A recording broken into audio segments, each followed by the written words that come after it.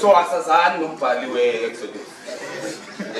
Okwesibini, mhla ebhala lencwadi ye-Exodus, umbhali we-Exodus ndandingekho mna. Na njengoba ndiyifunda njengoku incwadi ye-Exodus akakho naye.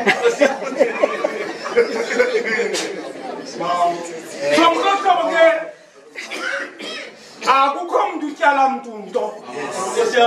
Phofu naye uba bengavuka ngoku umbhali we-Exodus ngimi apha ngisithi umbhali we-Exodus ndizawuchaza yena ebenokuthi undazelaphi. Ndichaza kubundazelaphi wena ebenokuthi.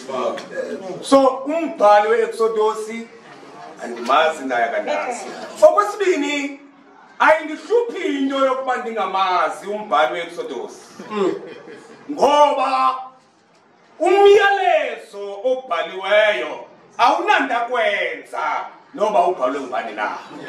Yes, mom. Apha eBhayi ngexesha likaMkhuseli Jack kwakukho iPayco apha eBhayi, abantu balapha eBhayi bayikhumbula loo ezo zazikhokelwa uMkhuseli Jack ngelo xesha. Wawuthi xa uhamba phaa eSoweto eNjoli uvuke kusasa kukho amaphepha athi azikhwela. Awabhalwanga babhalwe ngubani. Umuntu ubamba nje iphepha azikhwela abe sejike godutha. Umyalezo ufumene. Akakhange awubone uba ubhalwe ngubani na. So umbhali kumaxesha amaninzi akanandakwenza nombhalo. Akutsho ukuba xa ungamazi umbhali awuzumazi umbhalo wombhali.